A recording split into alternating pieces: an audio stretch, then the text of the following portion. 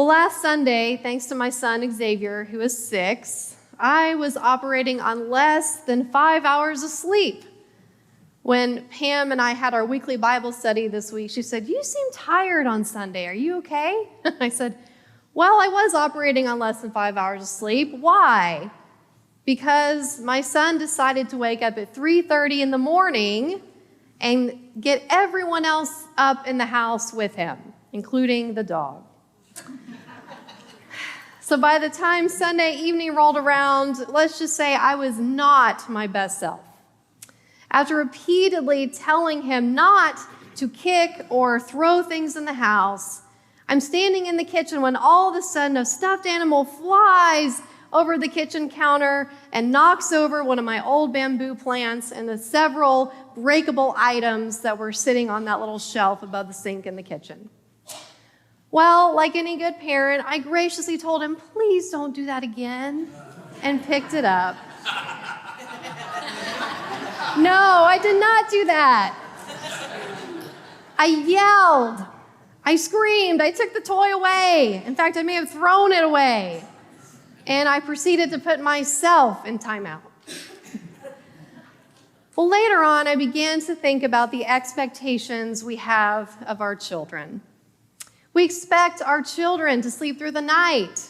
Mine is 6. I'm still waiting. We expect them to listen. We expect them to follow the house rules. We expect them to take a bath and brush their teeth and go to bed without a fight every night. Well, parents, how's that working out for you? In life, many of us know that when we set certain expectations for ourselves or someone else, more times than not, we are let down. But sometimes, on the rare occasion where we actually expect something to happen and it does, well, there is cause for celebration, at least certainly in my house. And in this final week of our sermon series on great expectations, we meet a woman today who had a courageous expectation from a man she never met. This person, Jesus of Nazareth, known to be some kind of healer. Having spent all of her financial and emotional resources on her healing and finding no relief, her last resort was to expect a miraculous healing from her issue of blood. Because of her medical condition of bleeding, this woman in that time was considered unclean. Now, I've shared before that I grew up with 2 doctors, OBGYN doctors, as parents. So I had a very interesting childhood. Dinner conversations were never dull, all right? So I don't know everything there is to know, but I do know enough to understand that in today's world, a simple procedure or a medication could have cured this woman of whatever gynecological issue she was experiencing. But 2,000 years ago, women suffered in silence and shame. The list of restrictions in the Torah law for a bleeding woman was long and tedious, meant to turn her into an outcast. To be labeled as unclean was to be unwelcomed and unwanted. Everything she touched, sat on, slept in, and wore was also unclean. And if any person touched her or anything she had touched, they would also be unclean. And they, too, would have to go through a ritual cleansing. So she was isolated. She had no community around her, no support, no one to lean on. And not only that, but she would have been seen as deserving of her illness because of her supposedly sinful life. Because in first century living, sin and disease went hand in hand. So let's think about this for a moment. To sum it up, she lived in undeserved shame. 12 years of being unclean. 12 years of no house guests, public events, no potlucks. 12 years of no husband, no children, no visits from family. 12 years of never being touched by anyone, ever. So no wonder she was desperate and had nothing left financially, emotionally, physically drained. The doctors that she had expected to receive help from had not been able to heal her. In fact, she was only worse. She also suffered spiritually. Because of her struggle, she could not even go to the temple to pray for healing because by law, she could not go in. Some scholars think that she traveled up to 30 miles on foot from Caesarea Philippi to Capernaum just to seek out Jesus. What faith and courage she had. What a great expectation, especially for a woman who probably traveled alone and was very sick. Just think of the courage it took to be among the crowd, let alone touch Jesus' clothes. To even touch his clothes would break that cleanliness law, and it would risk making Jesus himself unclean. Now, too often when we read in our Bibles, we have those nice little titles that are laid out for us. And often this woman is called the woman with the issue of blood. But what if we renamed her and know her as the woman with an expectation of being healed? Because when Jesus realizes that he had been touched, she falls before him, feeling afraid, it tells us, possibly feeling ashamed. He asks, "Who touched me?" Even with her great expectation of healing, she's afraid in this moment because she took a huge risk. Perhaps in this moment she expected, instead of being healed, to be shunned, to be reprimanded, to be shamed for her uncleanliness, and she would make Jesus unclean. Perhaps she expected to be taken away, to be judged, to be looked over. She probably expected everything that she had experienced in the last 12 years. But then Jesus calls her daughter. This is the only gospel account where Jesus addresses a woman as daughter. An endearing title, a personal one, and one of belovedness and belonging. And immediately she's healed. Her expectations of society, the medical field, her religious community, those had all failed her. But God did not. In her courageous act, Jesus' understanding of age-old purity laws is turned on its head. The assumption was that the impure contaminated what was pure, which was a reason to avoid touching it at all.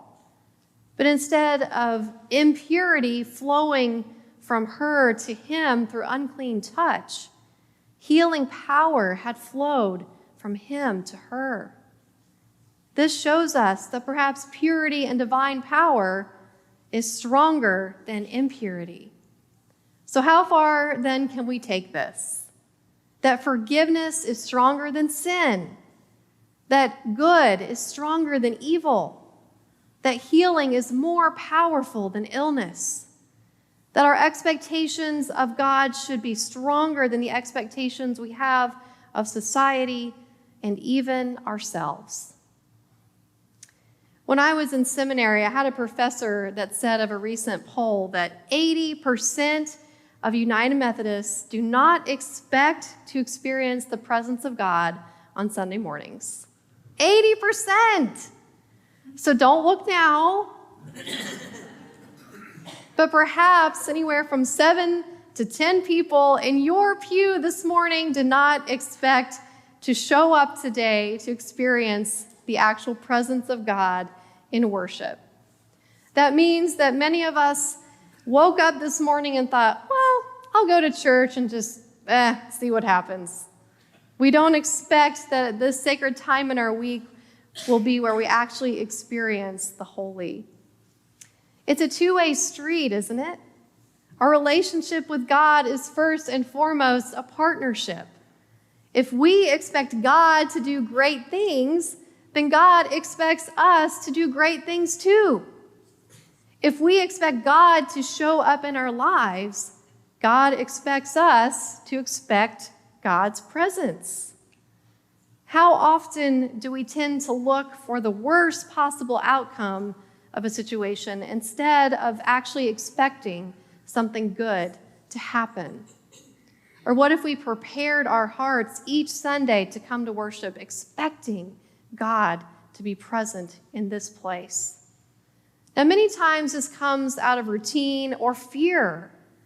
We can't see the end of the story, so we hesitate to even start the book. It's overwhelming. It might be sad, we wonder. It might stir something uncomfortable within us. We don't know where it's going.